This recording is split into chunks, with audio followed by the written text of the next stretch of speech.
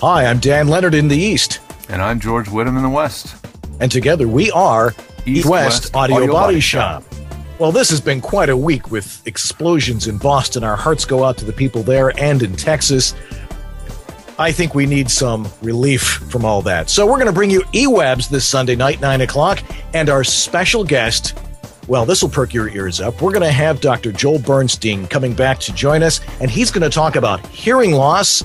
And we also have another special surprise with him. I'll be speaking about this new Skype codec, which we're using on the show, and so you'll hear how good it can sound. But is it good enough to replace some of the other systems like Source Connect?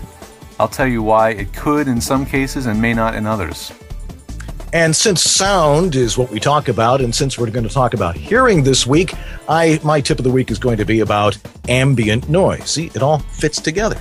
It sure does. And I'll have another tip from the NAMM show, as well as your picks and clips that you guys have sent in. That's East-West Audio Body Shop, Sunday night, 9 o'clock in the East. And 6 o'clock in the West. Join us in the chat room, too, and we'll see you there.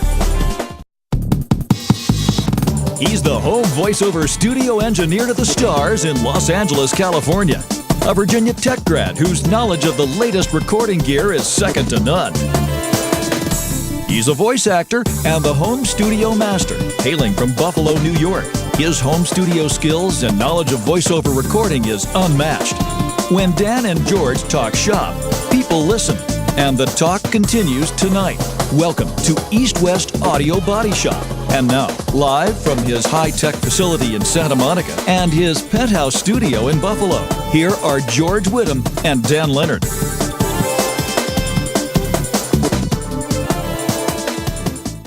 Good evening. I'm Dan Leonard in the East. And I'm George Whittam in the West. And together we are East-West Audio Body Shop. Well, God, what a week. Man, Jeez. glad it's over. Losing their hearing. No kidding. Too many explosions out there. And then all the excitement yesterday. My goodness. Mm-hmm. Did you see the video that the dad was shooting of the fire in West Texas? And they thought they were at a safe distance. The explosion happened, and the little boy is going right on their ass. The little boy's going, "Daddy, I can't hear anything. I can't hear a thing. Let's get out of here." That was horrendously scary. Yeah. Oh man, that was really something. I mean, what happened in Boston was a terrible tragedy, but what went on in West Texas was, boy, oh boy. And we'll talk about hearing loss from explosions too, and feedback loops. Anyone of you in radio knows what I'm talking about. But no, that was a pretty horrendous week. But at least it ended with the bad guys not winning out. Yeah, exactly. But we have a great show for you tonight. We've got lots of great information. I know you're going to talk about Source Connect and versus Skype, which ought to be interesting. I've got a little tip on ambient noise that maybe a lot of you haven't seen. But our special guest tonight, great guy. He's been with us before.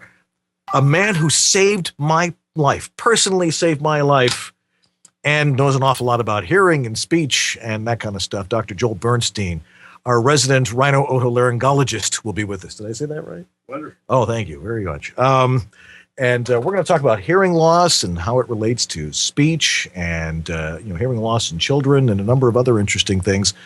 So, not your usual show, but loaded with lots of information.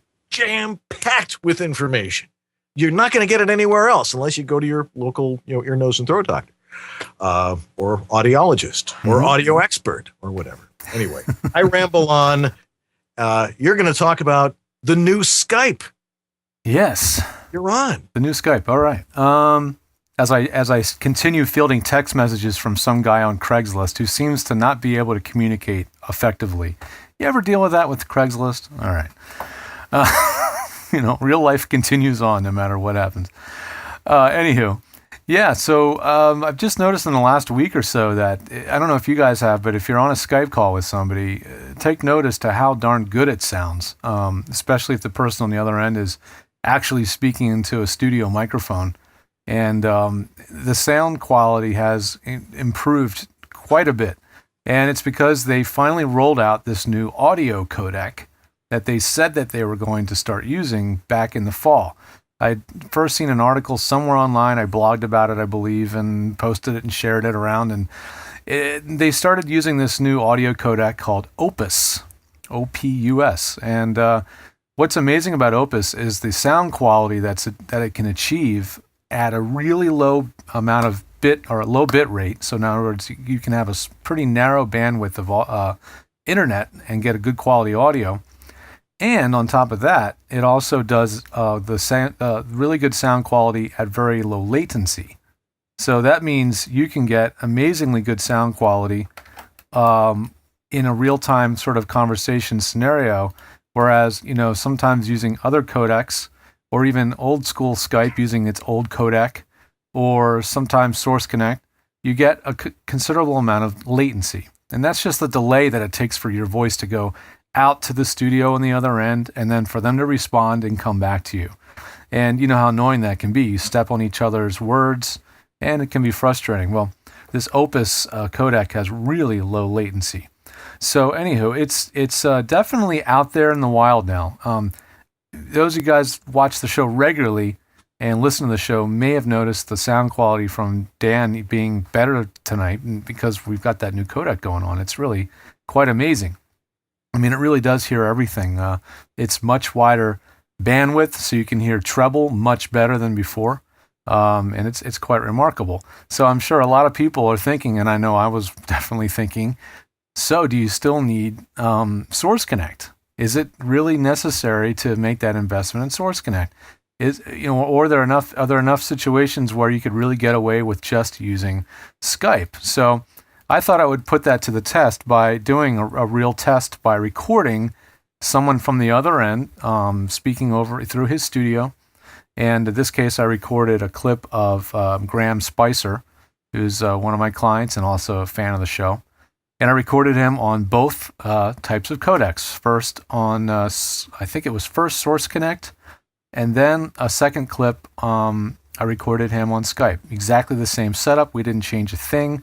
All we did was hang up on Source Connect and call up on Skype. But all the signal chain, microphone, everything is absolutely identical. So I'll roll a little bit of that for you guys and let you guys think, let you guys hear it. And this should be without any of this show processing. So this should just be raw as is. I'll let you guys take a listen to this. I did stand-up comedy for 18 years. 10 of those years were spent learning. 4 years were spent refining. And 4 were spent in wild success. My most persistent memory of stand-up is of my mouth being in the present and my mind being in the future. The mouth speaking the line, the body delivering the gesture, while the mind looks back, observing, analyzing, judging, worrying, and then deciding when and what to say next. Enjoyment while performing was rare. Enjoyment would have been an indulgent loss of focus that comedy cannot afford. After the shows, however, I experienced long hours of elation or misery, depending on how the show went. Because doing comedy alone on stage is the ego's last stand. All right, cool. Now let's see if we can gracefully switch back to Skype.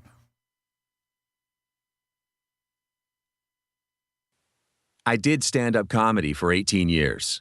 10 of those years were spent learning, 4 years were spent refining, and 4 were spent in wild success.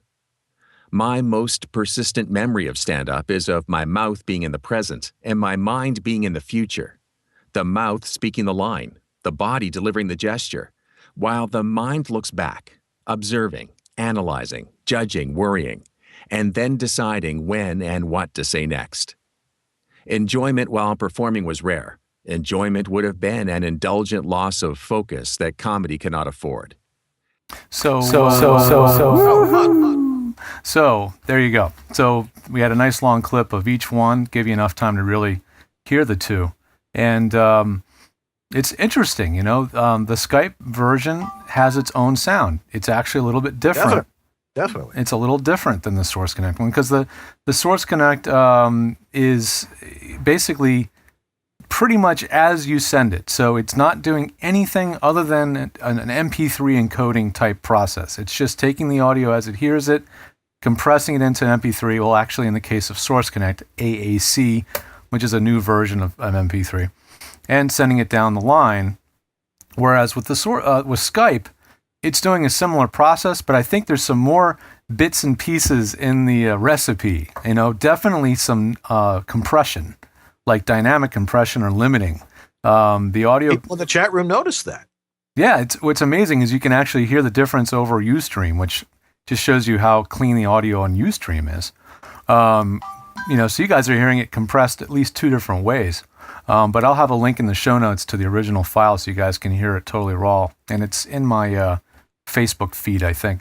But anyway, yeah, there's a definite difference. But I would say if you were really listening, if you're doing a spot for radio, especially where, if you're doing a spot for radio where it's going to be compressed and squashed and going out on the air, I think you could probably get away with using Skype pretty well. And there's probably a lot of types of projects where Skype would be acceptable because you're going to be doing limiting and stuff to the audio anyway. Right. But, if you're working with a studio that's got really, stringent requirements for audio, doesn't want any coloration of the sound, wants it pure, wants it to be as much like ISDN as possible, you got to use Skype. You got to use Source Connect. You got to have the real deal. I think Skype is going to be an awesome backup for Source Connect, though. When you're traveling, and you're having trouble getting through the firewalls and port mapping and all that stuff that's a pain that you can't do staying in a hotel most of the time with Source Connect, Skype usually works just fine, and it would be a great thing to have as an alternative.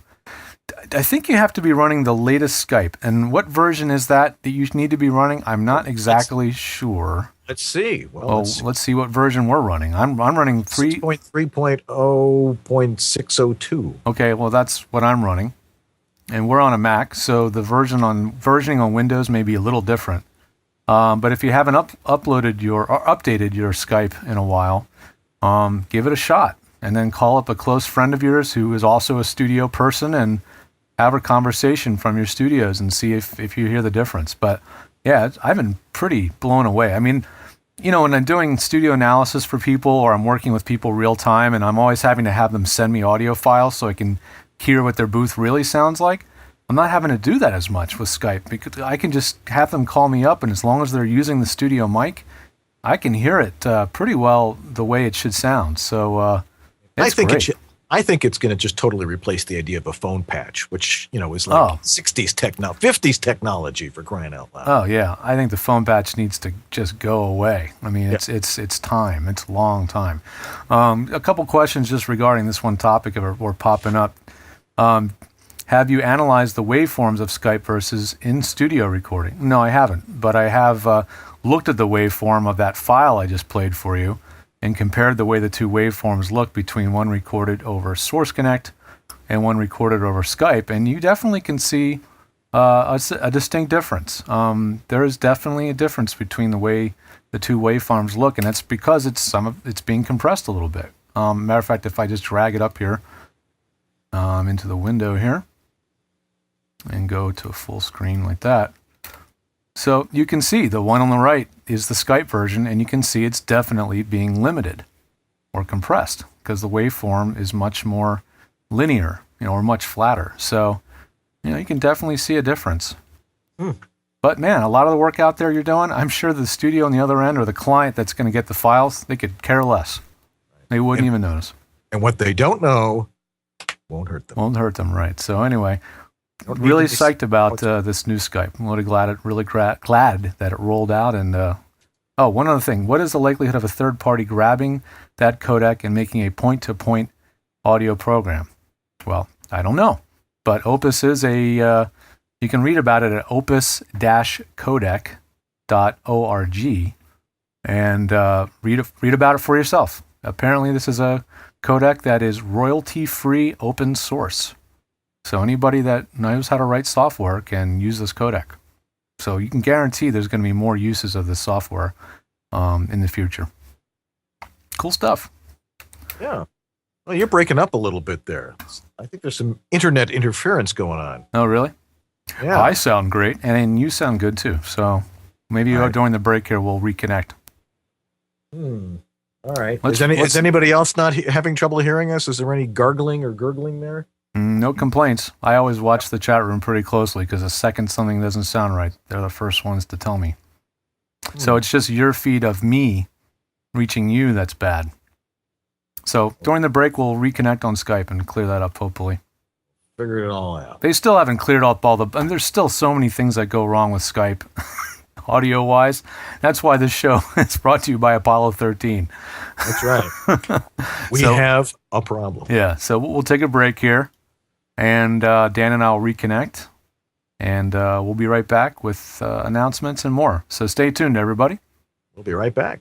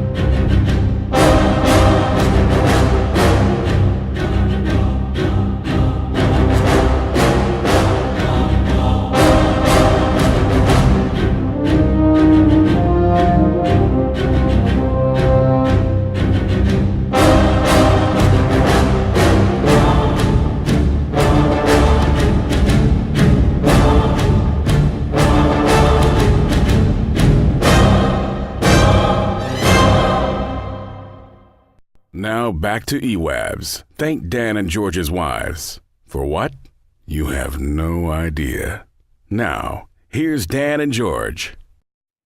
We're back. We're back. It's like I said, it's been quite a week, and we thought we'd just try and cheer you up a little bit tonight with a little bit of EWABS and get some good information out to you. And Dr. Bernstein will be joining us a little bit. Should be interesting talking about hearing loss from bomb explosions. We're all like, yeah, Now on Monday, I was actually at a studio. I just started doing some stuff for a local car dealer, and I couldn't do it in my own studio. I had to go downtown, and I walked in there. We were all, it has this big screen in front of the studio, and it was like, what the hell is going on there? And Boston's blowing up.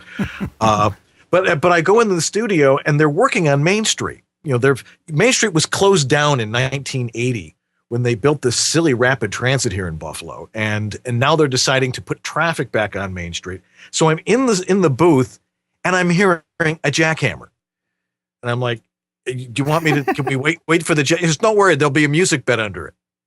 Oh yeah, no big deal. Yeah. So, but I'm seeing the spots on TV now, and it's like they sound sort of muffled. And we were using a TLM 127. I'm like, what is going on? Well, hopefully he's not watching the show. So I don't want to complain about his studio on my show. Yeah, right. But anyway, you know what it's time for?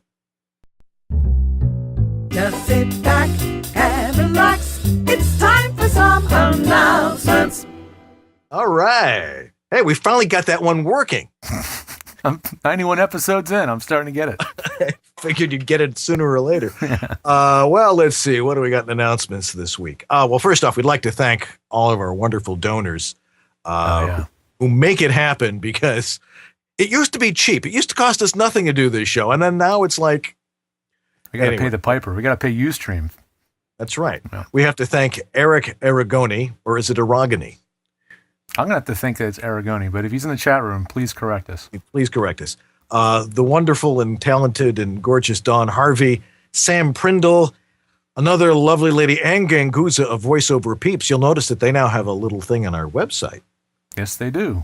Because the VoiceOver Peeps are important. Linda Joy out there in Colorado, Randy K, Third Hour Media, and the amazing and fantastic and incredibly bizarre J.S. Gilbert. Thank you, guys. Well said. That's the only way you can describe him. We love you, J.S. Yeah, he's a great guy. Yeah.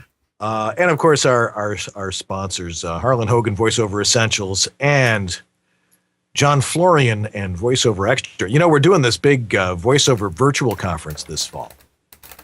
There's going to be a lot of other stuff going on, but we're going to do this. It's going to happen? going to be totally virtual. Awesome. People can go in. There'll be rooms. There'll be people speaking. Some of it will be recorded, and then they'll be able to talk live with the presenter afterwards in a chat room. It'll be really interesting. So go over to voiceovervirtual.com. I think that's the address for that. If not, we'll change that in the show notes, and then you can go. But I think John's going to start. He's going to have me make a spot for it, probably. I don't know how to do that. You do it, Dan. Yeah, right. Exactly. Yeah. I'm in charge of production on all this, all the video and all the audio. I'm currently in charge of. Let's see what else we got. Voiceover World in Toronto coming up on May 4th. I will be there, and I'll be there the night before too. So if you're all going, you can all hang out with me. Sounds fun. But there's going to be a great lineup of people there. That's going to be a great little afternoon of some really top level people. Pat Fraley and and of course Deb Monroe and a bunch of other people. And of course, what's her name? Ellie Ray. Ellie Ray Hennessy will be there. Thanks, Susan. The second you go over 50, the memory is just starts coming out your ear. Let's see.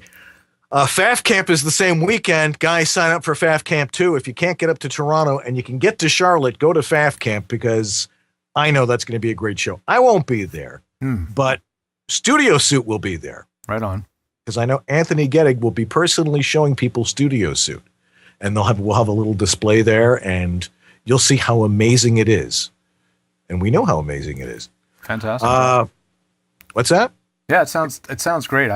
There's so many of these great conferences. I wish I could just be, jet setting off to every single one of them, man. I'm held down here in Camp Whittam for a while until I can and be more. It really sucks in Santa Monica, doesn't it? Oh, it's a drag, yeah. No, it's great here. It's great here, but it's a little expensive to live here, and it's really not allowed me the freedom to travel the globe like I used to 6 or 7 years ago, pre-child and all that stuff. So that'll do it. I'm looking forward to doing that again. Yeah. Yes, and Studio Suit, by the way, we have it. Go to vostudiosuit.com. It's amazing stuff. It's better than Orlex. It's pretty darn impressively quality. It is. And I'm doing an iPad recording on the road webinar on May 15th. I don't have all the details yet, but that's all I got right now. May 15th, iPad recording on the road. I'm going to take my stab at my ideas on how you can best take advantage of your iPad while traveling. All right. And make sure you like us on Facebook, follow us on Twitter, subscribe to us on YouTube and on iTunes so you can actually listen in your car and hear all this nonsense while you're driving around and going, what on earth are these guys talking about? Exactly. Anyway. We want to get Dr. Bernstein on here shortly because he's sitting here going, he's being very no patient. idea what on earth these guys are talking about. Very patient man he is. Yes, he is. But in a related tone, since Joel was going to be with us this week, I wanted to make sure that I showed you one about ambient noise. So roll that beautiful bean footage. You got it.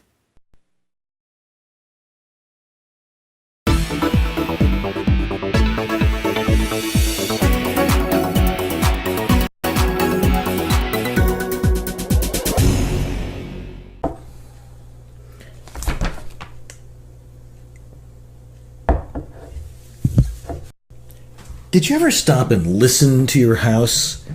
It's important to think about because, remember, any noise that's in your house, if you're not in an isolated booth, it's going to be on your recordings. I get recordings from people all the time and they say, it's quiet. But there's a lot of noise that you have to think about because your brain doesn't. It shuts it out. For example, listen.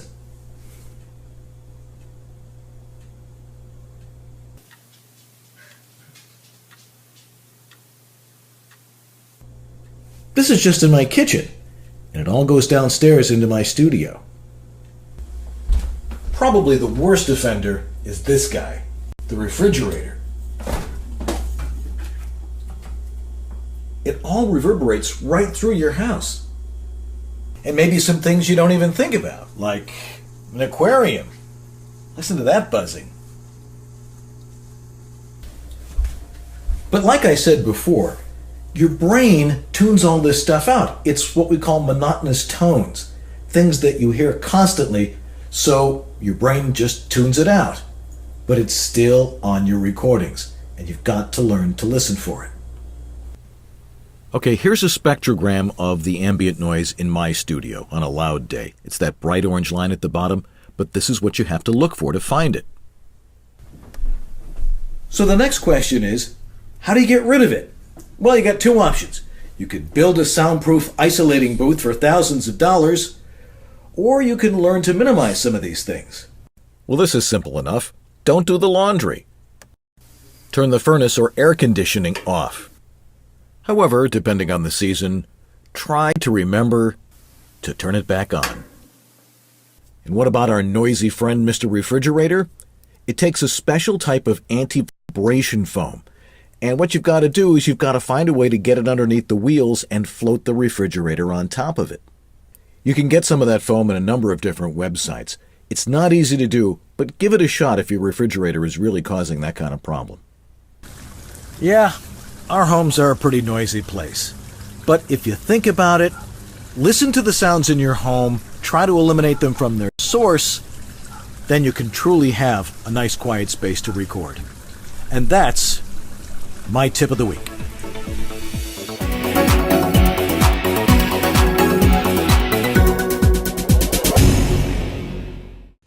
Yeah, we showed that one. Actually, that was from, I think, from last summer or last fall, but it's still important to realize that. I get, audio from people all the time, and they're saying, it's quiet. I'm like, I'm hearing stuff in there. Are you near a highway? Is your furnace on? Is someone drying their hair in the next room? You'd be amazed with what goes on. So, you don't hear these things because you're used to them. Your brain shuts them out. I'll have to ask Joel about that. Make sure that probably correct. It's got to have something to do with your brain. Yeah, I'd love to hear a little bit what he has to say about that too. Yeah, because it's obvious I have no idea what on earth I'm talking. That's what I always say. We'll find out whether we're both telling the facts here, in a minute. Let's ask the experts, but that's why we bring them on our show. Devox said, is there much advantage to doubling the anti-vibration foam under the refrigerator? Absolutely. Certainly worked here. Yeah. I have a sample of it here somewhere, but I used it. It's a denser rubber. Is it a rubber pad or is it foam? It's about an eighth of an inch thick, and I still had to float it on top of some thin wood strips, and pull it out, and then push the refrigerator back. It totally eliminated it. Nice. So those anti-vibration technologies are really very I do that too with hard drives. It's amazing. The room can be almost silent, and then it'll be just this persistent hum, and sometimes it's just a hard drive just transmitting vibration into your tabletop, and then you can throw a mouse pad underneath it or something, and the hum goes away. Mouse pads are great for that.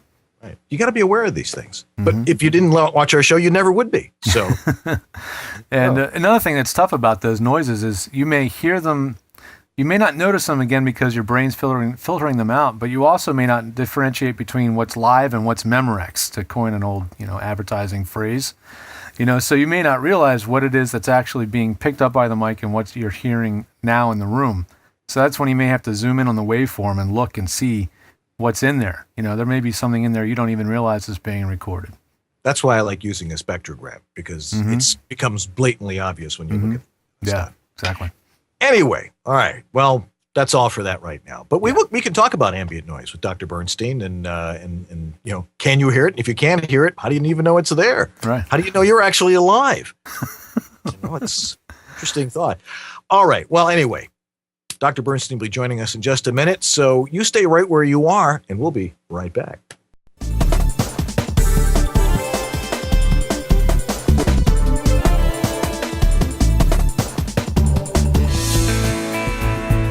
VO Studio Tech. Recording made simple. Hi, I'm Peter McHugh. This is Jim Tasker from Los Angeles, California. Hi, this is Bill Ratner in Los Angeles. Hi, this is Scott Rummel here in Yorba Linda, California. Hi, my name is Rick Wasserman. Hi, this is Tom Kane. Hi, my name is Vanessa Marshall. Hi, my name is Zurich. Hi, I'm Mary McKittrick. Randy Thomas chiming in. Hi, this is Joe Szymanski. Hey, this is Rick Robles. Hi, my name is John Patrick Armstrong. I was turned on to George by none other than Don LaFontaine, who always swore by his health. George is absolutely awesome. ISDN, Source Connect, Phone Patch, FTP, you name it, George has set it up. It's really the best thing I've ever done for myself. I feel free, safe, fearless, like anything is possible in here. Unless you like to look for opportunities to waste time, call George. And he did all of that, long distance over the phone and the internet. I'm very happy with George, and I cherish him. Thanks, George. You make it easy. And now back to the only webcast done with 2 cans, 2 geeks, and a string. East West Audio Body Shop, with George Whittam on his end in the West and Dan Leonard in the East. All right. Thank you, Morgan Freeman. That's actually Larry Davis doing his work. He actually does Morgan Freeman better than Morgan Freeman. Oh, man, he's good. Getting better. They gotten married yet? Did he and his girlfriend finally get married? I don't know. I think he would tell us, right? I think he would. Yeah. I think it would be the biggest wedding in Hollywood. Who's that sitting next to you? Oh, who's this guy? Oh, yeah. We've seen him before.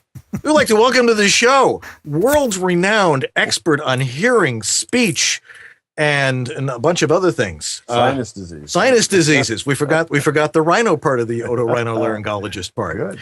Well, thank you very much. Dr. Joel Bernstein, welcome back you. to East West Audio Body Shop. Thanks, Dan. It's a pleasure to be here with you and George. I'm very happy to be here. Oh, we're glad to have you. Can you hear him okay there, George? You all set up right? Yeah, sounding good. Thank you. All right. Yeah. Last time we were like between a microphone, and it was like, it looked like, an undecorated set in Hollywood, It was but now we have lighting. We can all sorts of cool stuff. I know. It's looking good. These little Logitech cameras too are doing us a great job. They certainly are. Well, let's talk about the topic that we wanted to talk about, and that is hearing loss.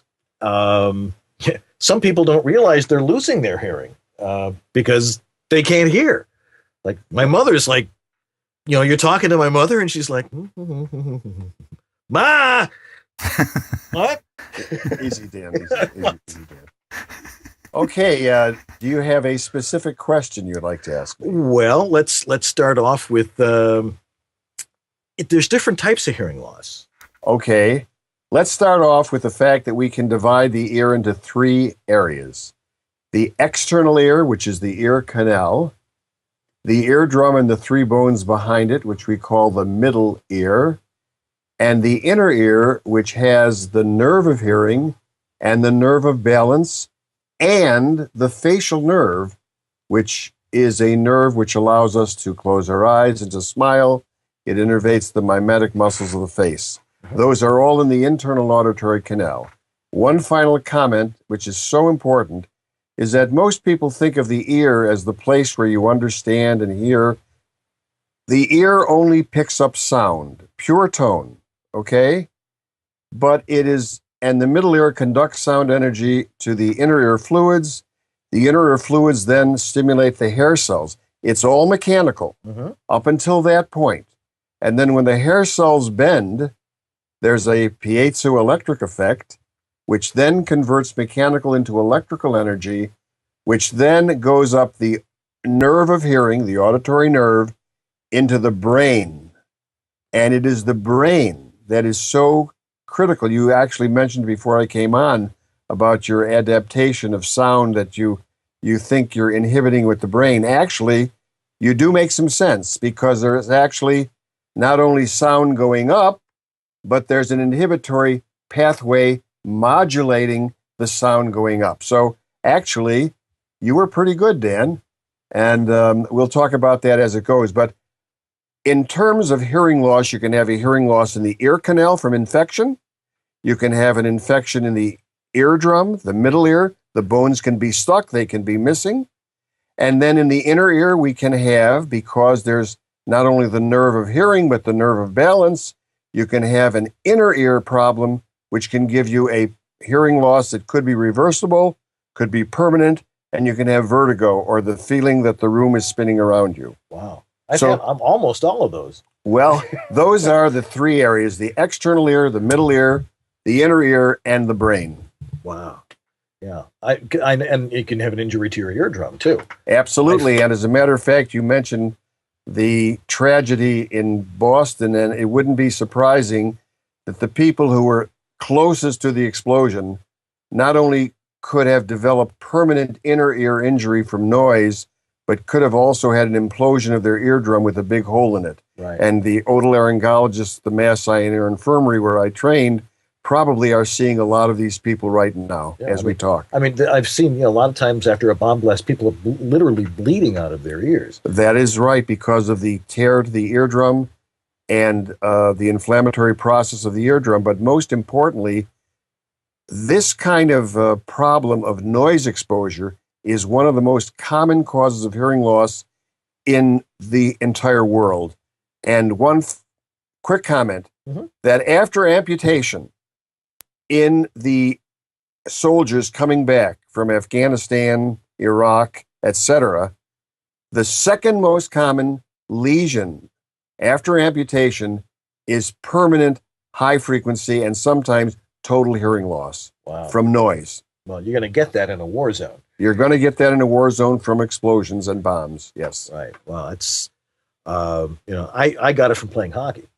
I got hit in the side of the head with a hockey puck once. Okay, that's a head injury. Yeah. So that's a different problem. Right, but it was, and another cause of hearing loss. Well, it wasn't the actual hitting of my head. It was the sound of the puck hitting my helmet, bouncing into my ear, punching a hole in my eardrum, bouncing off my middle ear, punching a hole on the way out. And, and of course afterwards I was like, where am I? It took about 3 months for sound to get back in the center. Were you lucky? I was lucky. Yeah. So, because I can still hear out of this ear. Okay. So that injury is one way. What are some other ways people can lose their hearing?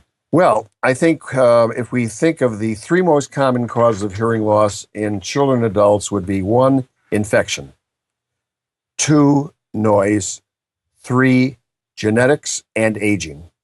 So it depends on which group we're talking about, but I see mainly adults. So the most common cause of hearing loss is what we call presbycusis. It's a fancy name for the hearing loss of aging, but I think genetics plays a great role, okay? And the second most common cause is noise. We have people in Western New York, as you know, who work at General Motors, Ford, and they are exposed to noise. And up until 1984, before we had laws from the government protecting workers, a lot of people in the 60s and 70s didn't wear ear protection, and they developed permanent high-frequency hearing losses from noise. So genetics, age, noise would be 3 of the most common causes of hearing loss in adults, whereas infection and genetics plays a big role in pediatric otolaryngology. Interesting. Okay. So what are some of the if you've got a genetic problem, what are some of the deficits that people develop from that, or if they're born with them, obviously? Well, there are 2 types of hearing loss that come to mind very quickly. First of all, I want you to know that measles, the German measles, is one of the most common causes of total unilateral one-sided hearing loss. And mumps is the most common cause of bilateral total deafness in children. Really? So viral infections are very important as a cause of profound hearing loss in children. But middle ear infections probably are the most common thing that pediatric otolaryngologists see. When I was in my younger days, I used to see all sorts of children with recurrent middle ear infections who eventually needed their tonsils and adenoids out, mostly their adenoids, and who were candidates for what we call tympanostomy tubes, as I'm sure you're familiar with that. One of my kids. So we see a lot of inflammatory disease in children, but we can also see genetic disease, we can see viral infections, and we can see all sorts of interesting things. Now, those 3 bones in the middle ear, malleus, incus, and stapes, or hammer, anvil, and stirrups, those bones can become stuck from infection. So the bone doesn't vibrate, so you get what we call a conductive hearing loss. In general, almost all mechanical hearing losses, which are conductive, that is, there's an impairment of sound energy transmitted from the outside to the inner ear, those are called conductive. When it's the inner ear or the nerve, we call it sensory neural. So conductive hearing losses are essentially potentially correctable. Sensory neural hearing losses, unfortunately, either require a hearing aid, and in many cases, there is no treatment. Wow. Yeah. And clearly people get older, their hearing starts to become, you start getting a hearing deficit.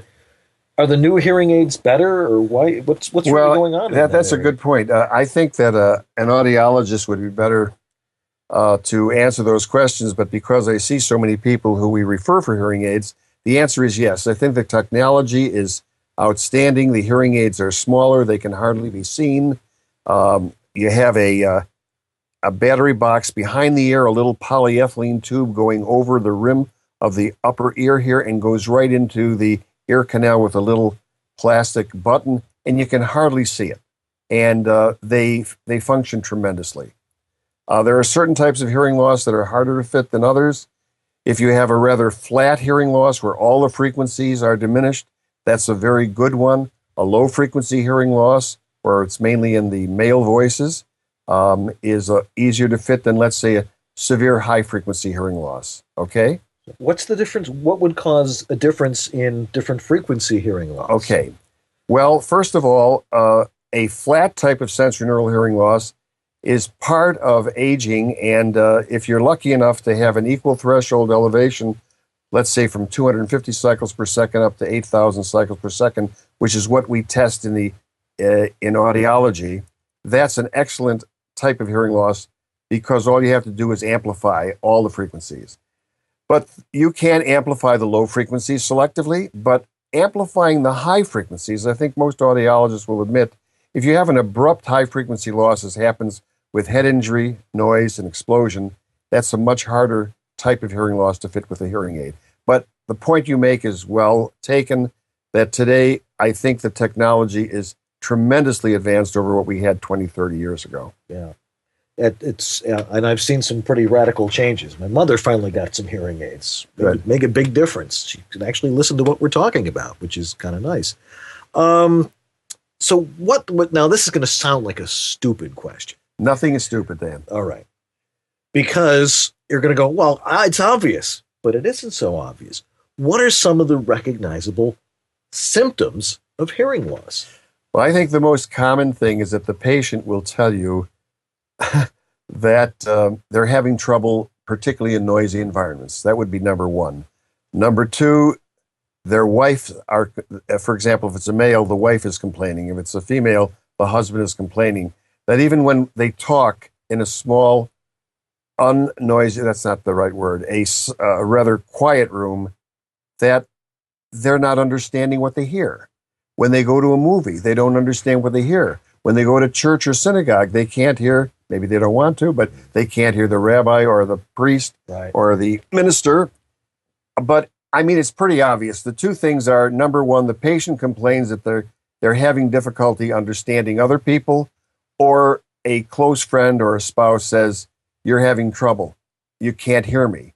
So in some cases, if the patient is just confronted by the wife and they speak directly to them and carefully and slowly, and actually want to listen to each other, and they can converse, but if they talk from upstairs, they can't hear. But so the number one thing is that they are aware that they're missing things. And the second thing, as I said, would be the people who are closest to them would also recognize that even when they speak in a normal tone, normal intensity, volume, that they're missing things. And when they go to affairs where there's a moderate amount of noise around them, they're just having an awful lot of trouble hearing. Yeah. Now, and sometimes, it can happen at any age, I imagine because of disease or obviously an aging problem, but genetically, are people predisposed to go deaf younger, or? It can be. Many people, for example, if you always ask, is there a family history of hearing loss? And sometimes people in their 30s and 40s develop hearing loss. There is a disease called otosclerosis, which is a hardening of the the bone of the stapes, that stirrup bone, the smallest bone in the human body. That used to be a genetic disease. It still has a genetic predisposition, but we now know that the measles virus is the cause of it. Why? Because when we remove the foot plate, when we do the surgery, and we send it for DNA analysis, we find out that the 3-week measles virus DNA is in there. So yeah, a bone can become stuck because of a viral infection or any type of bacterial infection. So, but that can be surgically corrected. Those are conductive hearing losses, which means there's a mechanical problem, and those patients can be theoretically helped with surgery. Yes. Okay.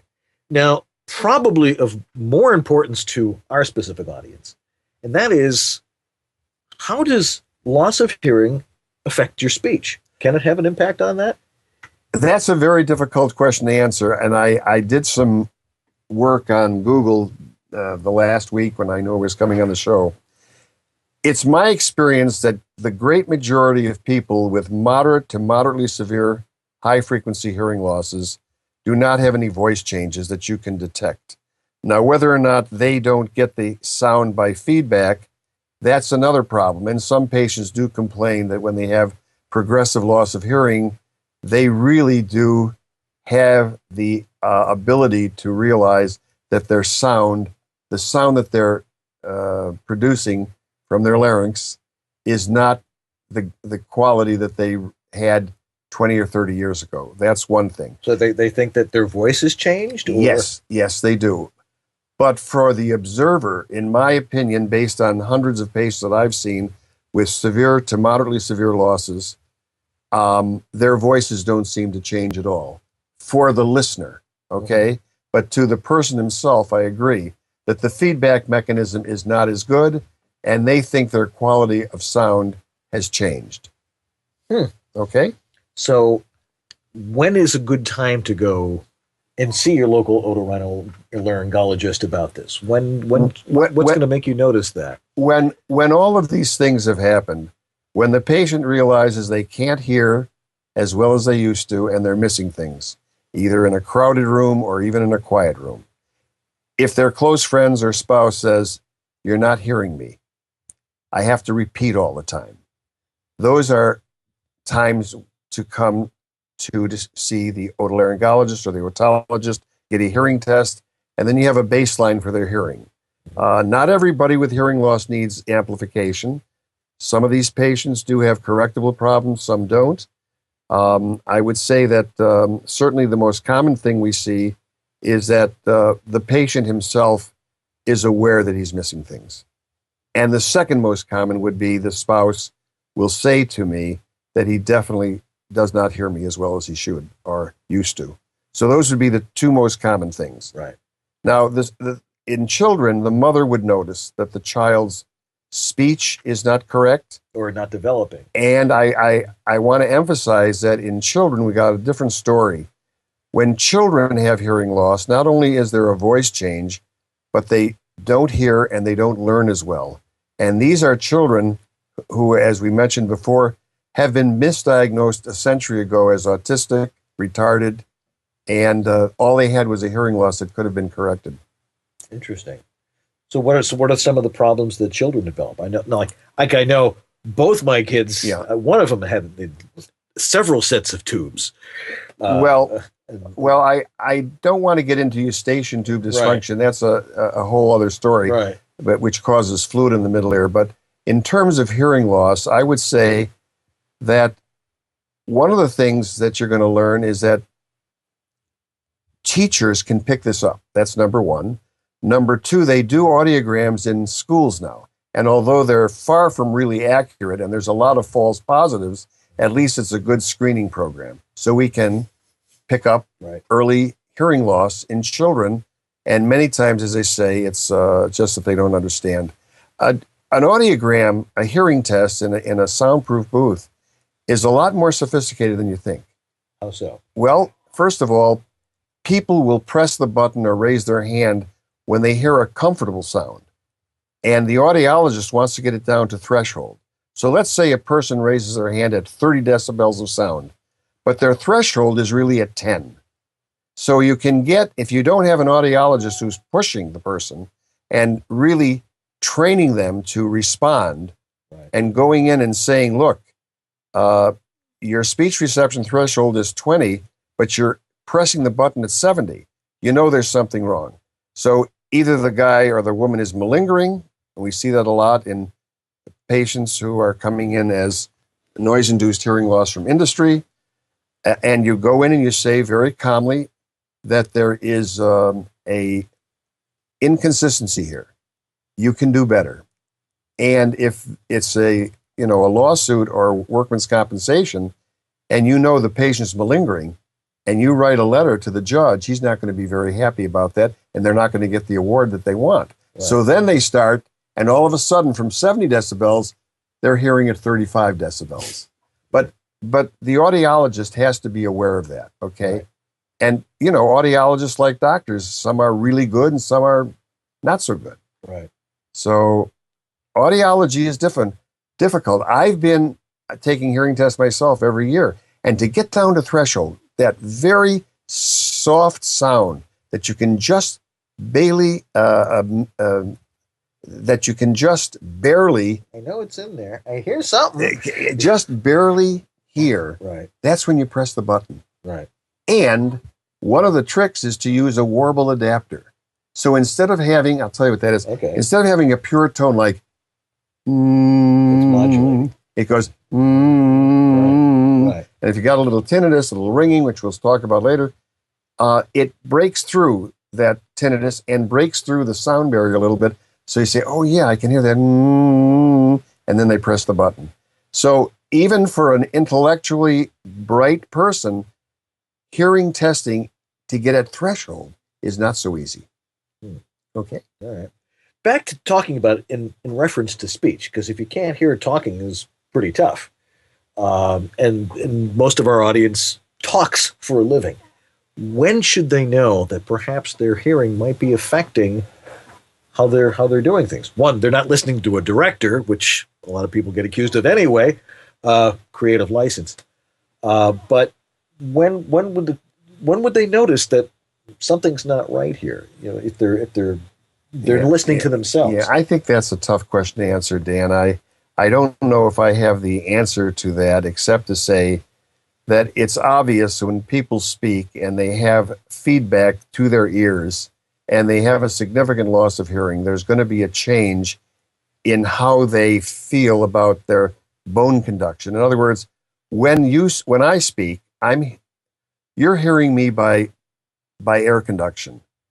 When I speak, I'm hearing both bone conduction through my head and air conduction through my ears. Right. So if the bone conduction mechanism is in any way impaired, you're going to have a different sound coming back.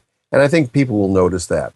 But in my opinion, as I said before, most people with hearing losses, even moderately severe hearing losses, don't seem to have any significant voice change. Now, whether or not they appear to notice that voice change, I couldn't stand in their brain and say it. Mm-hmm. So I don't think it's a really critical thing. I think that even announcers with moderate hearing losses probably get through okay. Okay, great. Well, we're going to want to take some of your questions, in our next segment here. We're actually going to take a break, and we'll be back in just a couple of minutes. We also have another special treat for you, too. So stay tuned here on East West Audio Body Shop. VoiceOver Extra, the voiceover industry's online news, education, and resource center 24/7. Hundreds, probably thousands of free how-to articles for voiceover success, ranging from home studio to voice acting to business. A free voiceover industry directory, calendar of industry events, resource links, a store, and much more. Bi-monthly webinars on all topics of voiceover, free subscriptions to newsletters, reports, announcements, daily news, and features at voiceoverextra.com. This is East West Audio Body Shop, where Dan and George don't speak geek. That's right. We don't. Especially tonight. Tonight we're talking about a different kind of geek, or not geek, but medical tech. Medical tech, that's right. Yeah. But while we're talking about hearing, talk about a segue. Harlan's just going to love every segue we do for this. Oh, isn't he going to love it? He does. Since we're talking about hearing, Go over to voiceoveressentials.com because Harlan Hogan has all the best voiceover stuff there is. Bar none. If you need it, he can get it. That's right. Yeah. That's all. Good night, everybody. That's right. And he's got a sale that apparently ends tonight at midnight Pacific time.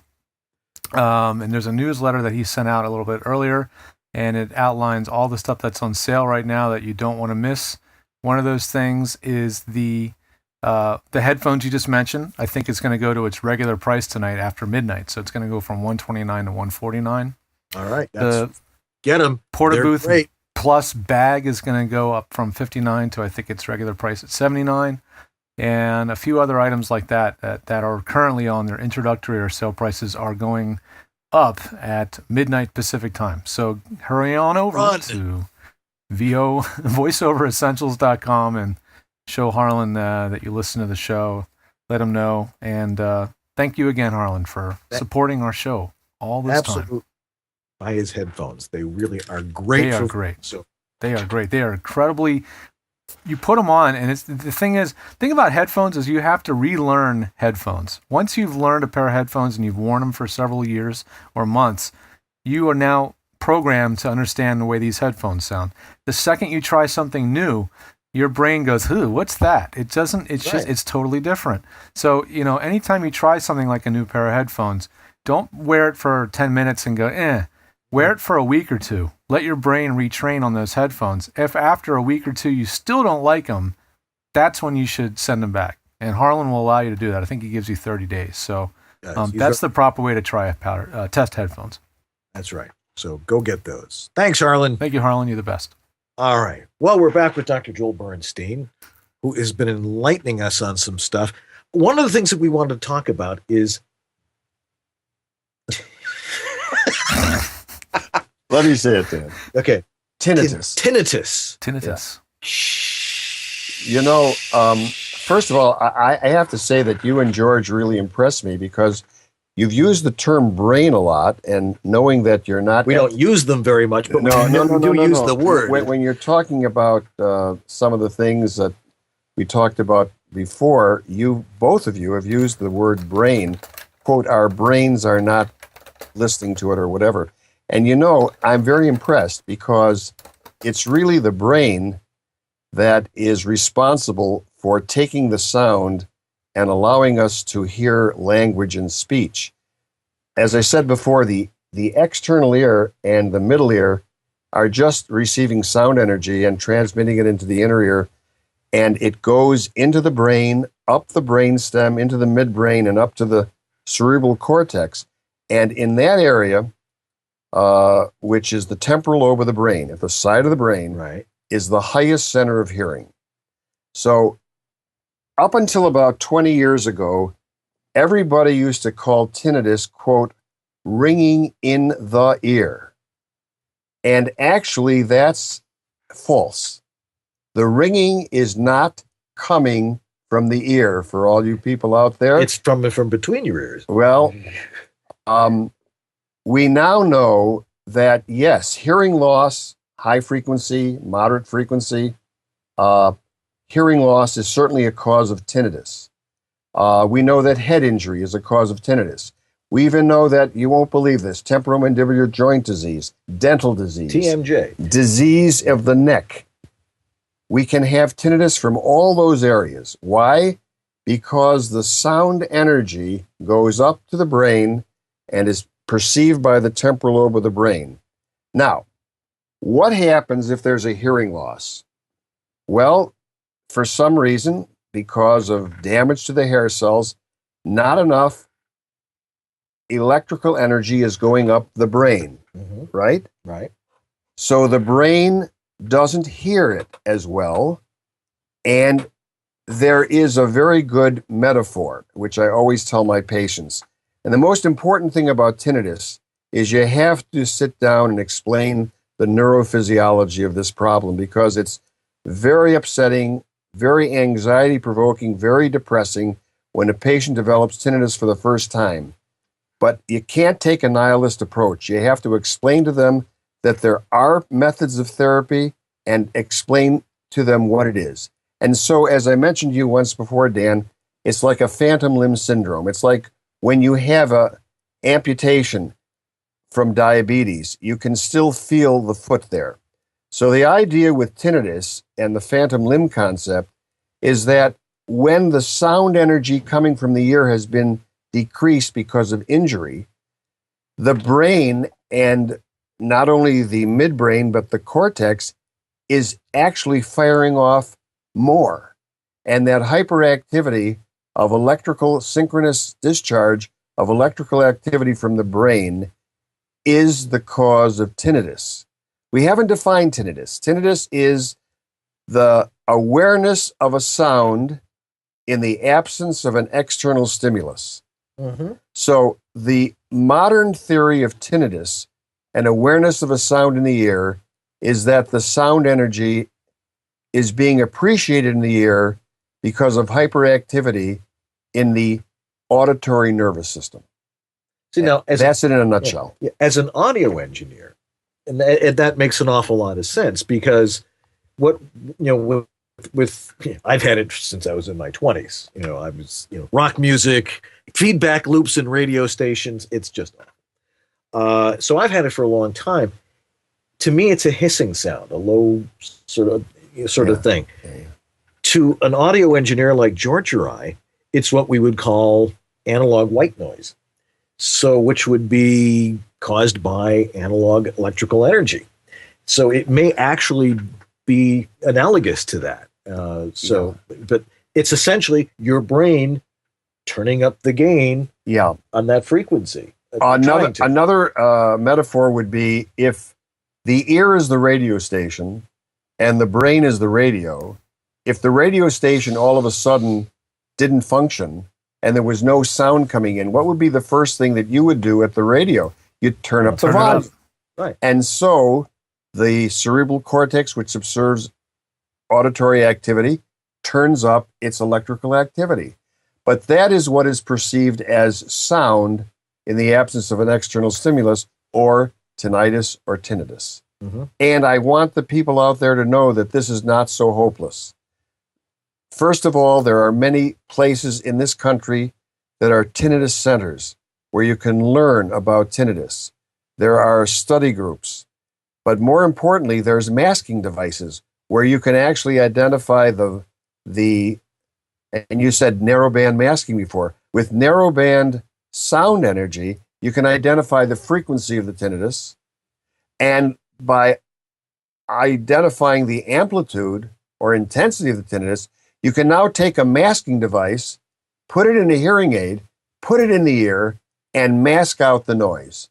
And, Interesting. And cure the patient, not in every case, right, but in many cases. So the only thing that we don't have now is pharmacotherapy. We don't have a drug that can magically take the ringing away. But there's a lot of drugs out there that have been tried, but carefully controlled, double-blinded studies do not show, for example, ginkgo biloba in a natural food store. There's anticonvulsants, there's clonazepam, there's many, many drugs that have been tried, but in general, no study has shown that there is a drug that magically takes away the tinnitus. But by psychoeducation, learning about it, learning the neurophysiology, and possibly with masking devices, we might have something to offer these patients. Okay? Wow, so it sort of uses like a noise cancellation, or is it noise cancellation, or is it just programming in of a notch frequency EQ to remove that frequency? I can't even begin to understand how that works. I think the term that we use is masking, George, because what we're doing is masking the frequency and the intensity of that sound.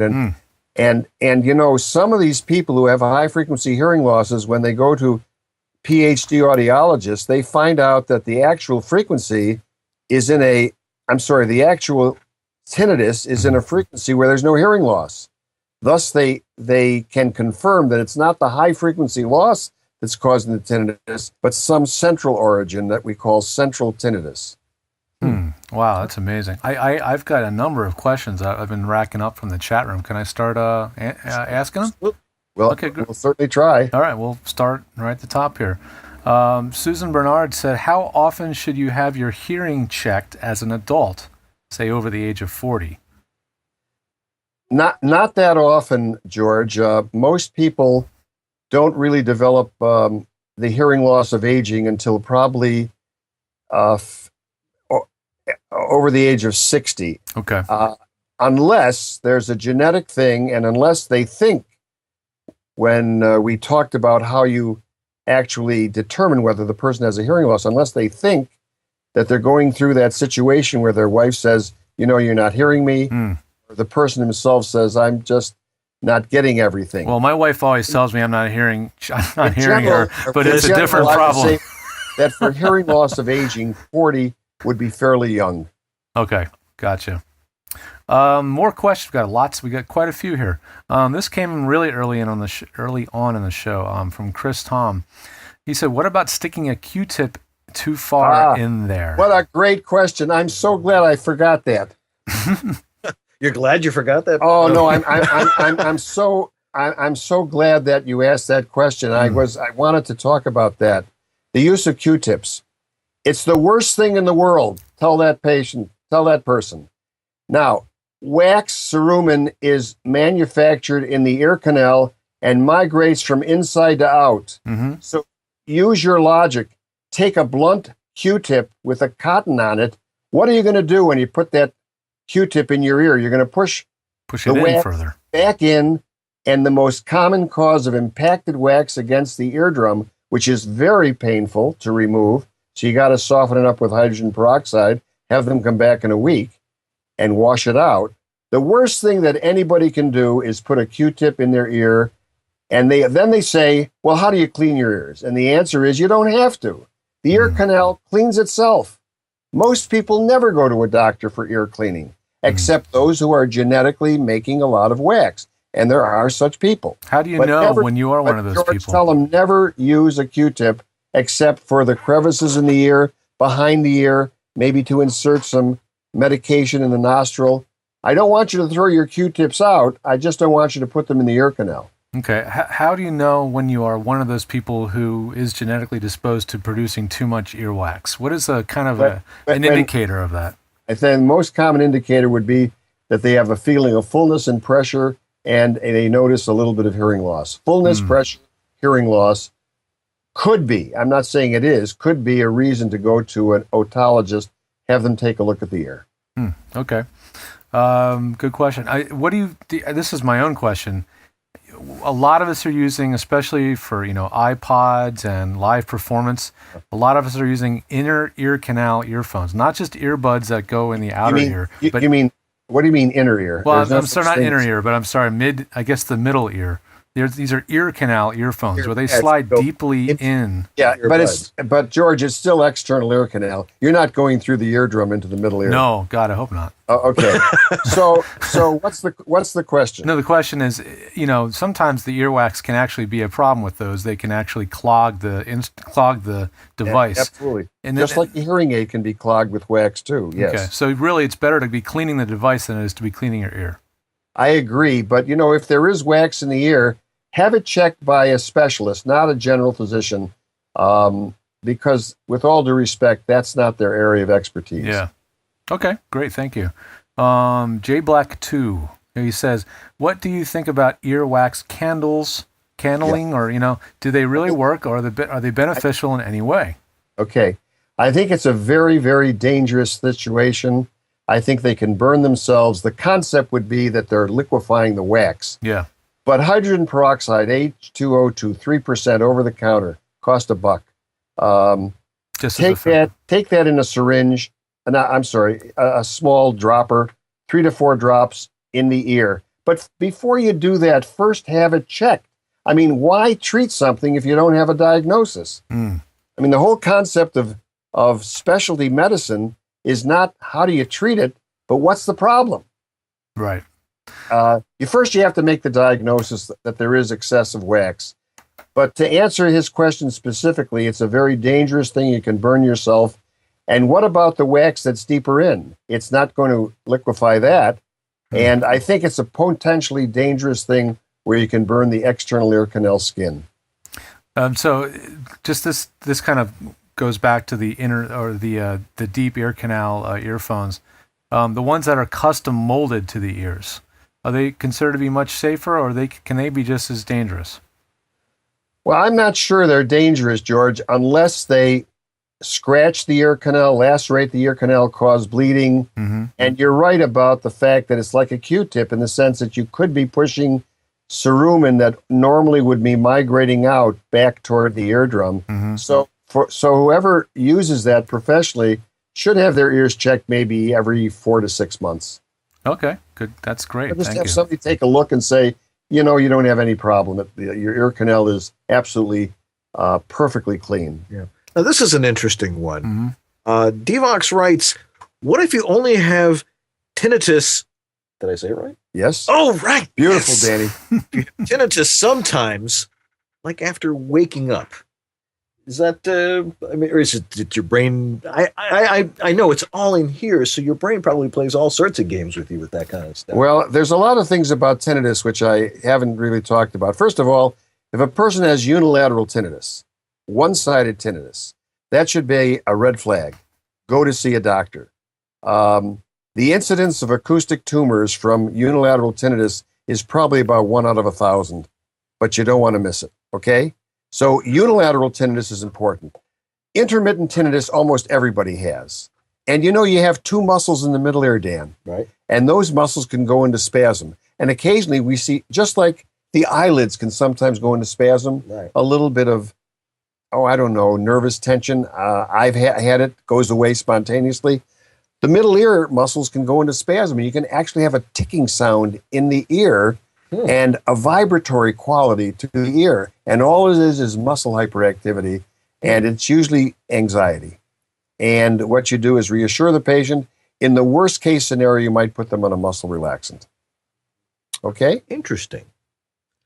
All right, what else we got here? JCKVO-JC, that's a long one, said, that reminds me, I learned after a loud noise, shooting range thing, blowing in the ear would stop the ringing. Why does that work? And does it actually work? I have a theoretical answer, George. I'm not sure it's correct. When you blow your nose with the nostrils closed, you're creating positive pressure in the back of the nose, called the nasopharynx, but it goes right up the eustachian tube.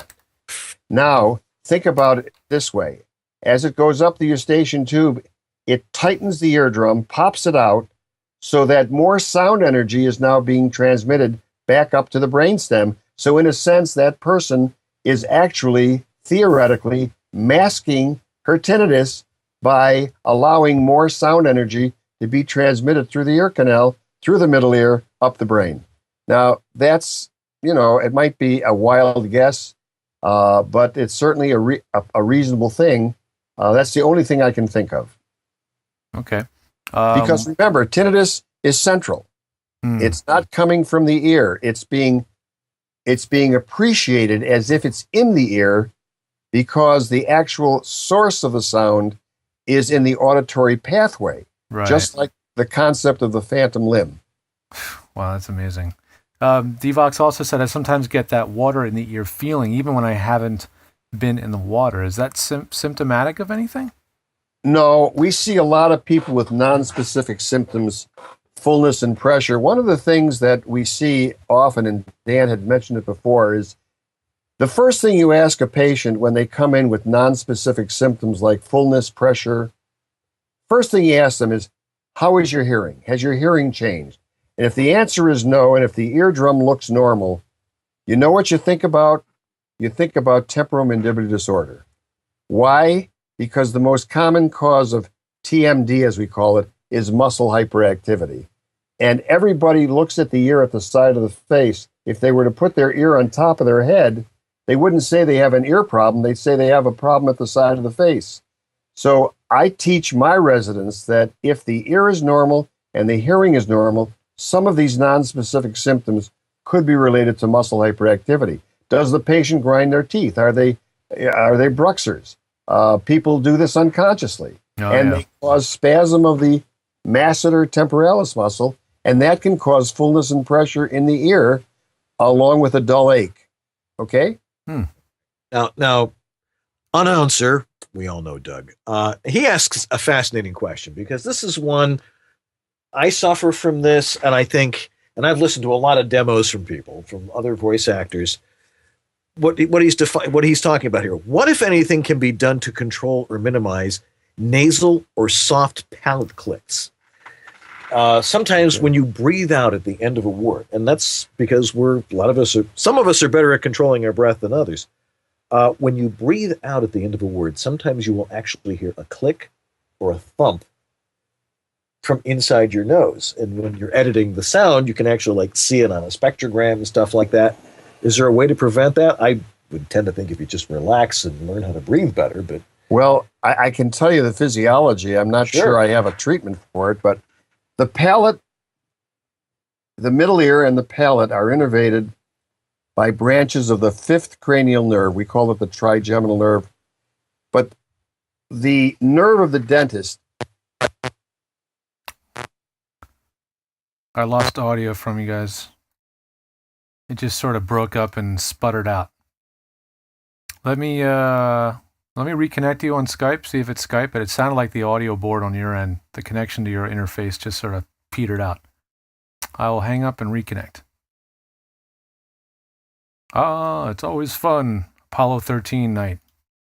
All right, let me reconnect to Dan here. See what happens. When in doubt, reboot. All right, let me see if I can hear you guys. It's very, the signal is very staticky and weak. Let me just make sure it's not on my end. Kind of like a level here. There we go. All right. You're back. Hello, George? Yes, let's pick you back up on that last... Well, I'm not sure I can answer the question of how you can relieve it, but I can tell you what it's caused by. Okay. The palate is innervated by the fifth cranial nerve. Mm-hmm. And I suppose that there's a spasm there, just like we talked about spasm of the middle ear muscles, spasm of the upper and lower lids. I suppose there can be a contraction of the palate. After all, it is smooth muscle. It's innervated by a nerve. And obviously, the only way that you can get a clicking sound in the palate is by the nerve firing off. But I think it's almost a neurological question. I don't think I would know exactly how to prevent that. But what I would do is reassure them that it's meaningless. And meaningless unless you have to edit the sound out. Well, I know, but I mean, if you say that it makes a difference, muscle relaxant might be of help, but I don't know. I'm not confronted with myoclonus, and when we see palatal myoclonus, which means continuous spasm of the palate, that's definitely a disorder that needs to be seen by a neurologist. Well, Go ahead. I'm sorry. No, I was going to say, before we let you go, I had heard you guys worked up a little musical number. Oh, yeah. I wish we didn't have to do this. Yeah. Anyway. Well, hold on. I got to stand up for this. Wasn't my idea. Yeah, no, it's not my idea either, George, believe me. All right. Let's see here. And I don't know how we're going to sound, but we're going to do something fabulous from Pirates of Penzance. Which I will be in. I'd love to see my friends from Toronto come down and see it. Which he's going to be in, okay? Yeah. You got Put the music on. Oh, okay. Let's see if this... Now, Joel is a very accomplished... Well, I used to be. Well, I used to be 20 years ago. Still good. Nah. All right. Let's see here. All right. It's a little soft. Great. When a fellow's not engaged in his employment, or maturing his felonious little plans, his capacity for innocent enjoyment, is just as great as any honest man's. Our feelings with through difficulty smother, when constabulary duties to be done. Or take one consideration with another. A policeman's lot is not a happy one. When constabulary's duties to be done. A policeman's lot is not a happy one.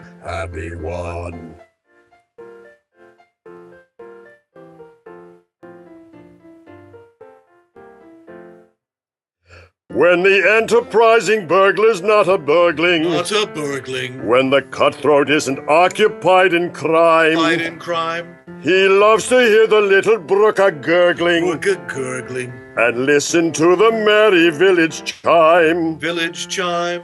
When the coster's finished jumping on his mother. On his mother. He loves to be a-basking in the sun. In the sun. Take one consideration with another. With another. A policeman's law is not a happy one. Oh, when constabulary duties to be done. To be done. A policeman's not a happy one.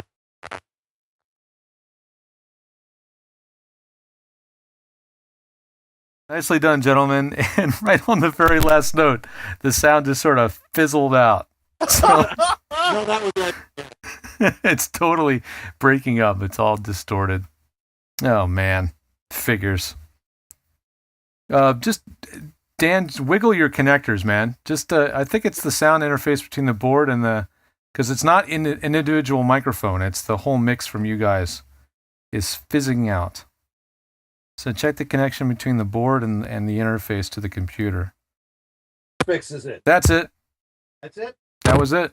Okay, now it's working? Yeah, it's a really dirty connection. Probably when I stood up, the microphone didn't connect. Right. No, it but you wasn't heard the it mic, all it anyway. was the whole mix. We got him. We got the idea. Okay. We heard almost all of it. Almost all of it. Nice job, you guys. That was fun. Thank you. I was Yeah, we don't enjoying get that much on this show. We used to do that on the Mike Douglas show, but you know. Are we finished yet? No, well, almost. Okay. But anyway. Let the poor guy go, will you? No, he's stuck here for the night. George, you have any more questions? No, I believe. No, wait. One popped in the end. I'm not sure if it's for you or for us or what. How do we, from Devox, how do we compensate when recording or processing for the fact that we can't hear certain higher frequencies, e.g., too much or not enough air? Is the question. Air meaning just the sizzle, the treble, the very top end of the frequency range. I mean, is there really a way to compensate for that, or you just have to kind of learn?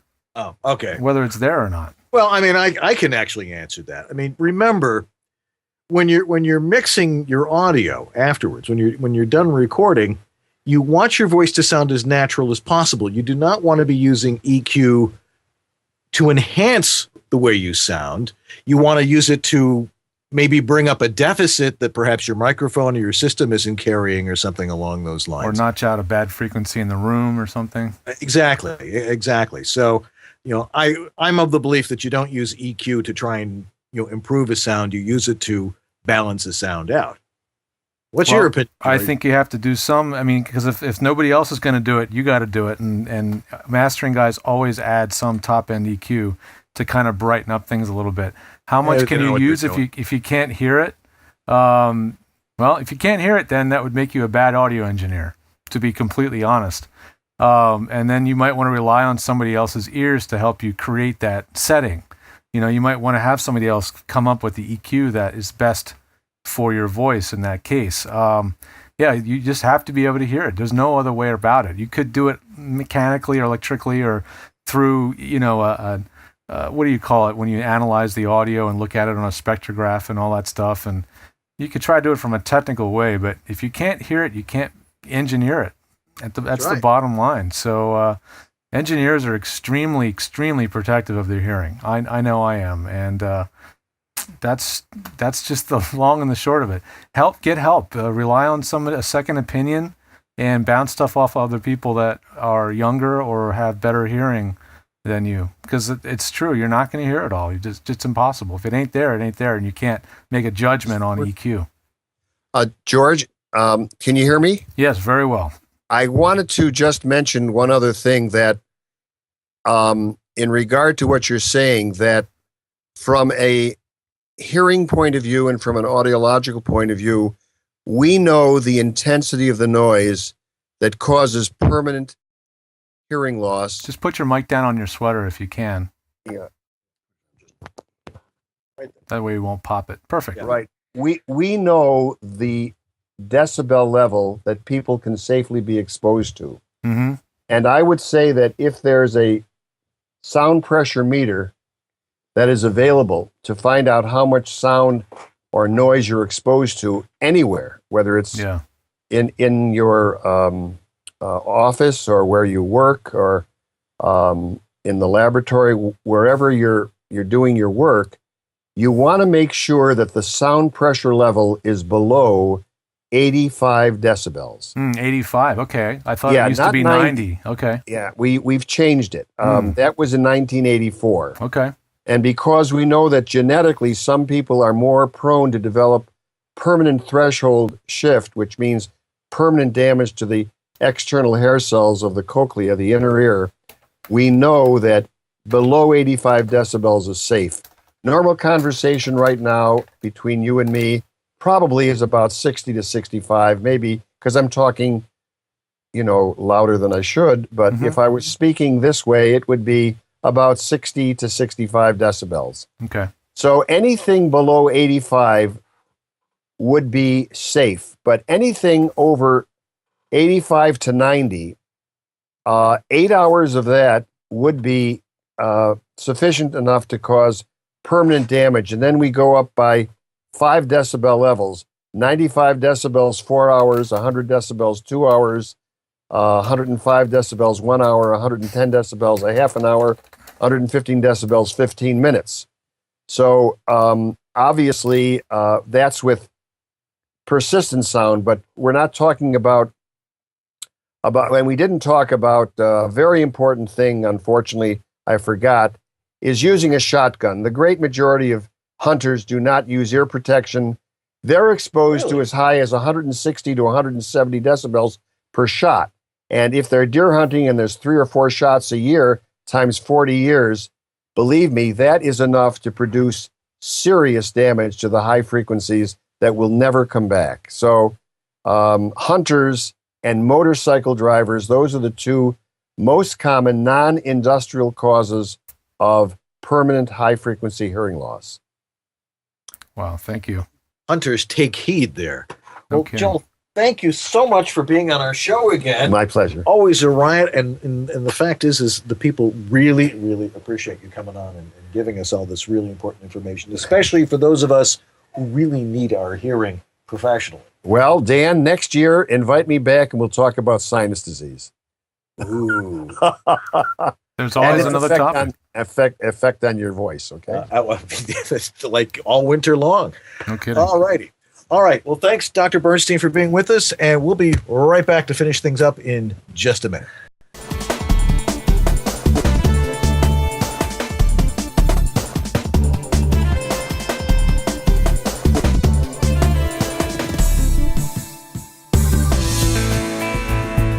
VO Studio Tech. Recording made simple. Hi, I'm Peter McHugh. This is Jim Tasker from Los Angeles, California. Hi, this is Bill Ratner in Los Angeles. Hi, this is Scott Rummel here in Yorba Linda, California. Hi, my name is Rick Wasserman. Hi, this is Tom Kane. Hi, my name is Vanessa Marshall. Hi, my name is Zurich. Hi, I'm Mary McKittrick. Randy Thomas chiming in. Hi, this is Joe Szymanski. Hey, this is Rick Robles. Hi, my name is John Patrick Armstrong. I was turned on to George by none other than Don LaFontaine, who always swore by his health. George is absolutely awesome. ISDN, Source Connect, Phone Patch, FTP, you name it, George has set it up. It's really the best thing I've ever done for myself. I feel free, safe, fearless, like anything is possible in here. Unless you like to look for opportunities to waste time, call George. And he did all of that, long distance over the phone and the internet. Very happy with George, and I cherish him. Thanks, George. You make it easy. Hey, honey, let's go grab a bite to eat. I can't. I'm busy. Are you hiding something? No, I'm not. What is so important on Sunday evenings that you can't spend it with me? Nothing? Are you having an affair? Yeah, okay. I was attracted to their smarts. I'm in love with their brains. They talk to me and are interested in what I have to say and what I do all day. East West Audio Body Shop. No longer the best kept secret. I didn't know. Whoops. All right. Yeah, I missed the end cue on that. This thing has no counter. The software, as sophisticated as it is, there's no playback counter on Ustream Producer, so you don't know where you are on the clips. Stopwatches for. Or Gee, I haven't used this in a long time. Where's my Diane Merritt stopwatch? You know, The stopwatch is only useful if you actually know how long the clip is to begin with. But, Good points. Yeah. So anyway, but that was great. That was great. We got a lot of, we milked him, man. We got a lot of information about him tonight. We'll get him on next year too. Yeah. No, he's actually a very accomplished, light opera singer, which is why he's been in Pirates of Penzance 4 times. Jeez, that's amazing. Yeah, he's played almost all the roles in that. But I'd love to have my friends from Toronto come down and see it. Hint, hint. Or hint, or maybe from Kalamazoo and stuff. Going to be a great show. Nice. Absolutely fabulous. My wife and I are doing something together, so I've always wanted to do Gilbert and Sullivan, and so there I am. Sounds there good. you have it. So there's some great links being shared in the chat room for products for hearing protection. So Jason, our show notes master, will grab those and put them in the show notes so you guys can see some of the products people are using to protect their hearing. You can shove like a thumb drive in there. That'll probably help. Yeah, you definitely don't want to do that. Yes. There's a few little tag-on things at the end of the show, just stuff that I've been hearing about lately, products and things going on. Did you hear about that thing called Auphonic? Auphonic. AUPHONIC. Auphonic.com. It popped up in the Facebook. I think it was the Facebook audiobook group. I forget whether it's Facebook or LinkedIn half the time, but there's a Facebook audiobook group, and somebody brought up this thing called Auphonic, and what it is it's a place where you can drop an audio file or send an audio file, set a bunch of baseline settings like I want to remove noise, I want to level the audio, I want to do certain things to the audio, and it spits the file right back to you really quickly, processed automatically for you. And so it's almost like a virtual mastering system that just sends you back a mastered audio file. It's pretty nifty, I have to admit. They have the app for iPhone and Android. I've played around with it, but like any of these sort of one-size-fits-all kind of tools, you don't get a lot of controls. Most of them are on and off switches. They don't have variable control, So you can't customize it to your voice. Right. The noise floor filter is pretty much a heavy duty noise gate, right? So when you stop talking, it, goes to zero. Right. But it's pretty clever. I do have to give them a lot of props for that. And I can't figure out what their business model is since right now it's free. But maybe they're just trying to get people interested in it, and then eventually they'll charge for it. But it's pretty clever. Is there a web address we have? Auphonic.com. AUPHONIC.com. Everybody check that out and report back to us. Yeah, let me know what you guys think. It does have one adjustment, and that is what they call the loudness. They have some volume of measurement for loudness. I think it's about the same thing as average volume or RMS level. And so you can control the RMS. So that would be handy for audiobooks. If you want to hit that -20 setting, it'll do that for you. It would. Check it out. Anthony reminded me last week about Pro Tools 11. You guys know our opinion about Pro Tools, but if you are a Pro Tools aficionado or just love Pro Tools or make your living using it, Pro Tools 11 is coming. I don't know if it's out yet, but to me, the only real standout feature that is amazing, it's taken them 11 versions to do this, but you can finally process audio offline. I think that's what they call it. Instead of having to bounce everything in real time, it's for the first time you can do a bounce that's not in real time. So you can have your mix or whatever you're doing in Pro Tools and spit it out. So if it's an hour-long track, it doesn't take an hour to bounce, which it's crazy that Pro Tools has done it that way for so long when all the other softwares out there that can do it much faster. But that's to me one of the only really intriguing new features. There are some other things, of course, as well, but it's 64-bit. It's a fully 64-bit architecture, so that means it can use more memory, and it should run better on Windows 8 and the newest Mac OS. But whatever. All right. Well, it's getting kind of late. It is getting kind of late. Oh, and one last thing. If you want a CAD E100S, I think they're on back order because I ordered one for a client, and these mics are really hot right now. Everybody's talking about them, and they're pretty much on back order. So if you're looking for one, you might have to find one used online or eBay or something, because I'm looking at May 15th to be able to get one for my clients. So all the talk about this CAD E100S microphone, it must have caused a bit of a buying frenzy, because you're not going to find one, at least that I can find, in stock anywhere right now. I don't know. To me, a microphone's a microphone. Yeah, you know how we are on the show. We use anything and everything. You know, Dan and I are using, I'm using a headset mic for doing live music, and Dad's using ribbon mics, you know, whatever. You know, actually, there was a little accident with Frank and Mike last week. Oh, no. Yes, but more glue. He'll be back. He took a spill. Well, we've hit the hour and 35-minute mark. So I think it's time to poke a fork in this one. So we may have time for a NAMM clip next time. And you're send in your pics and clips. We will keep using them. We love to have them. We like to see what you guys are up to. We do. And coming up, April 28th, Google Hangout. Google Hangout next week. So email us at ewebshop@gmail.com if you'd like to be on our Google Hangout. We have a great time with those. The last one was really good. You know, it's like, well, how is this going to be? They're always great. Conversation is always very good. The questions we get asked are really good, and everybody, you know, lends their opinion, and it's like a big round table. That's right. We have to do another audio round table. Apparently, a lot of people want to see that again.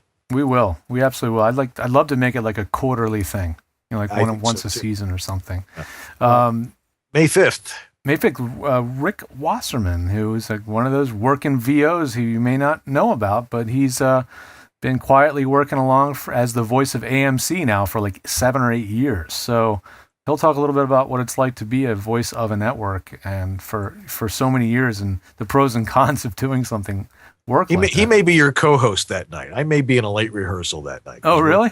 We're going into production that week, so. Well, we never know. We'll be ready for anything. Well, we'll be prepared. That's 2 weeks out. Then on May 12th, Anthony Mendez, who was supposed to be scheduled a couple of weeks ago, he'll be joining us. May 19th, one of our favorite people, everybody in the voiceover world's favorite people, Bob Sauer, will be with us. I'm so glad he'll be joining us. And then we'll wrap out the month again, probably with the Google Hangout. There was one little thing that fell off the end of the list. I forgot to put it on here, but Ann Ganguza, who runs VO Peeps, she's doing a special VO Peeps Saturday night, where she is, if you know Ann, she does not do anything halfway. She goes all the way, and she's having the folks from VO Plus Weekly in her studio, Chuck and Stacy, and she's trying to shoot it like a real TV show. She's having a guy come out with a full-blown video streaming switching system with robotic cameras, and it's going to be crazy. But anyway, I'm going to be there. That's this Saturday. So go over to vopeeps.com if you guys want to see that show. And it's going to be, I think, Dan, you might be hanging out in the Google Hangout for that. I think so. Yeah, we have a whole bunch of people all over the world. She's put together this list. So if you can tune into that, it should be a lot of fun. Should be. All right. Well, boy, they don't get any better than this. It was great. This was a great show. This was our best show ever. It's always the best show ever this when week, we have our guests in the studio, either on yours or my end. Right. That's always better. I love it when the guests can come in. Yeah. Plus a guest that's knows his stuff inside out and backwards. Yeah. And has a great voice besides.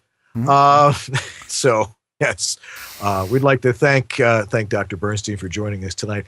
Also, of course, the Mrs. Whittam and Mrs. Leonard for putting up with this stuff week after week after week, and taking care of all the other things that go on in the house while we're busy in our little studios here. Kathy Curridon, of course, our offline producer. Anthony Gettig, thanks for all the work you do in the chat room and all the other great stuff you do. Jason Lawson for the show notes, and Lee Pinney for production assistance. He's got that. We've got the actual podcast working now, don't we? That's right. He's gotten the podcast pretty much online. We're looking for a host to start serving it back to iTunes and all that, but we've got them in the wings, so we'll have that worked out pretty soon. But thanks to Lee's efforts, that's been a real pain in the butt. It's amazing how easy it is for the show to go live every week, but to get the podcast to go on to iTunes, that is like launching Apollo 13. Just making that happen. So. Yes. Also, we'd like to thank Larry Hudson and Sylvia McClure, who did that little bumper for us a little earlier. Larry Davis and Elizabeth for all the bumpers they did for us. Rosemary Benson, of course, for our announcements and for all those promotions, bumpers, and drops. Maybe you guys want to do one for us. Yeah, man. Submit your little tags and drops. Submit your drops and your little tags and see how creative you can be. Yeah, it's fun. We might actually give you a prize for that, like mention your name. You should be so lucky. We mentioned everybody's name on here. We try our best. All right. Well, that's going to do it for this week. Hopefully this week will be a better one for our nation. Oh, no for kidding. the world.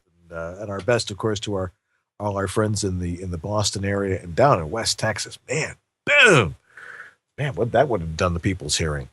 But anyway, our best wishes and our prayers for them. And that's going to do it for us tonight. I'm Dan Leonard in the East. I'm George Whittam in the West. And together we are East-West Audio Body Shop.